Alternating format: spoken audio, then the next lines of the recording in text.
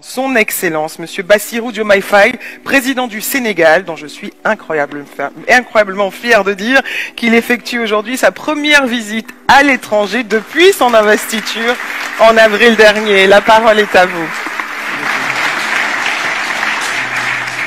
Monsieur le Président de la République française, notre hôte, Monsieur le chef d'État et de gouvernement, Mesdames, Messieurs les ministres, Monsieur le Président de la Commission de l'Union africaine, Monsieur le Président du Conseil d'administration de Gavi, Mesdames, Messieurs les ambassadeurs, distingués invités, Mesdames et Messieurs. Je voudrais tout d'abord remercier les autorités françaises pour l'accueil chaleureux et l'hospitalité qui nous ont été réservés depuis notre arrivée à Paris.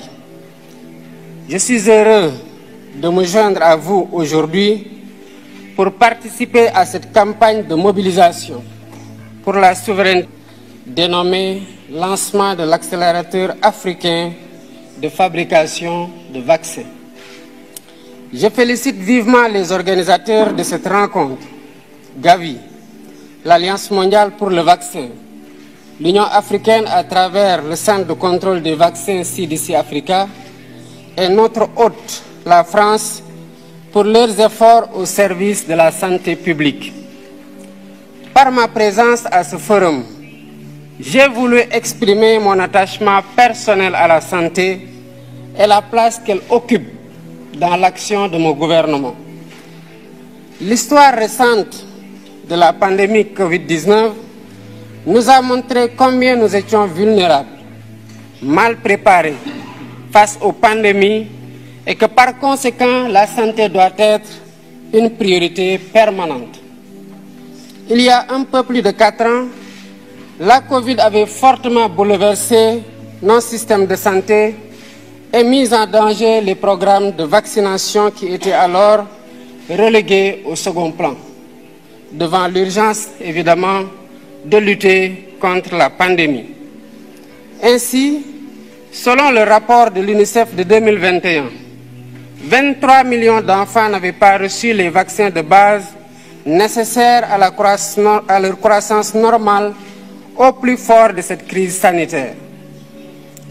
La pandémie avait surtout mis en évidence les disparités structurelles qui existaient déjà entre pays développés et pays en développement en matière de vaccination.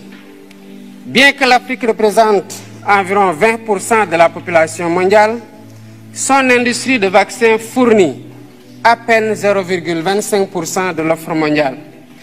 Le continent est encore largement tributaire d'autres régions du monde pour couvrir ses besoins. C'est dire l'immensité de la tâche qui reste à accomplir pour la souveraineté vaccinale de l'Afrique. Mesdames, Messieurs, en consacrant cette rencontre au lancement de l'accélérateur de la production des vaccins en Afrique, AVMA, Gavi et l'ensemble de ses partenaires s'inscrivent dans la voie pour corriger les points faibles du continent en matière de riposte face aux pandémies, telles que le manque d'équipements et de médicaments, mais surtout de vaccins. Nous avons vécu cela pendant la pandémie Covid-19 avec l'arrivée tardive et en nombre insuffisant des vaccins. Un des défis majeurs pour l'Afrique aujourd'hui, c'est de produire des vaccins, des médicaments et diagnostics, mais également d'accéder aux plateformes de commercialisation pour participer pleinement à la lutte contre les menaces sanitaires futures.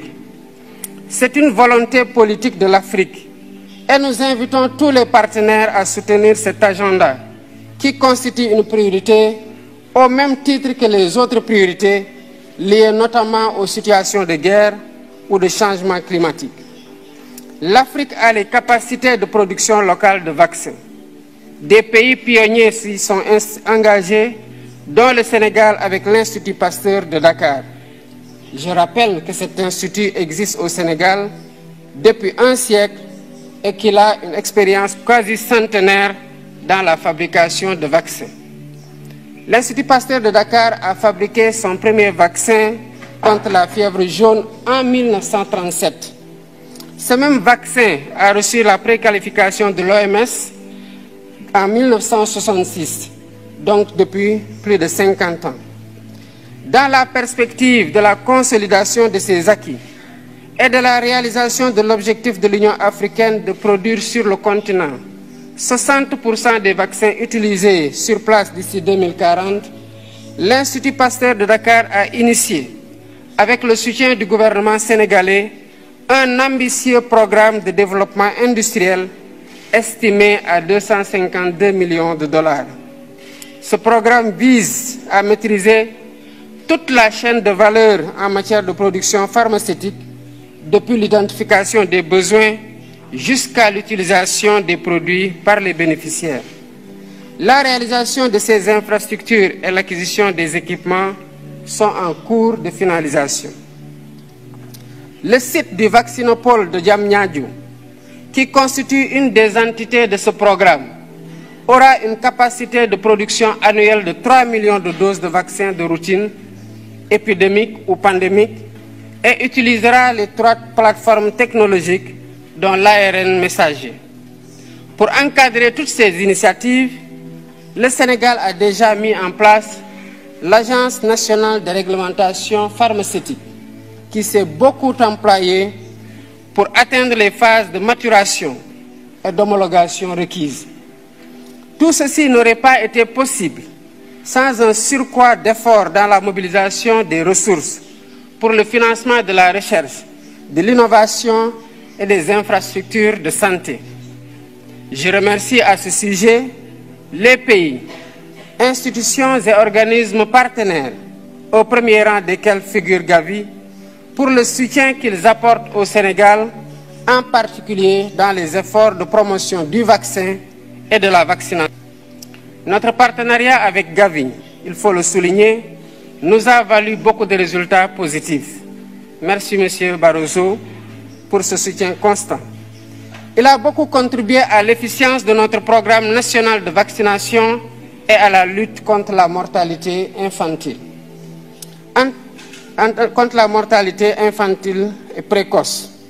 Je sais que Gavi fait la même chose dans d'autres pays avec des rendements aussi appréciés en matière de prévention sanitaire, de prise en charge médicale adéquate et de lutte contre la mortalité précoce. En tant que pivot essentiel de la solidarité et en reconnaissance des immenses services qu'il rend aux pays bénéficiaires, Gavi mérite le soutien continu de la communauté internationale. C'est la raison pour laquelle, en ma qualité de président de la République du Sénégal, je lance un appel à tous les pays et institutions partenaires afin qu'ils contribuent généreusement à la reconstitution des fonds de Gavi pour la période particulièrement de 2026 à 2030. Soutenir le financement de Gavi, c'est aussi investir stratégiquement et à un rythme plus soutenu dans la protection de nos enfants, des générations actuelles et futures. Je serai engagé dans cette campagne pour Gavi et je vous invite tous. Ensemble, mobilisons-nous. Je vous remercie pour votre aimable attention.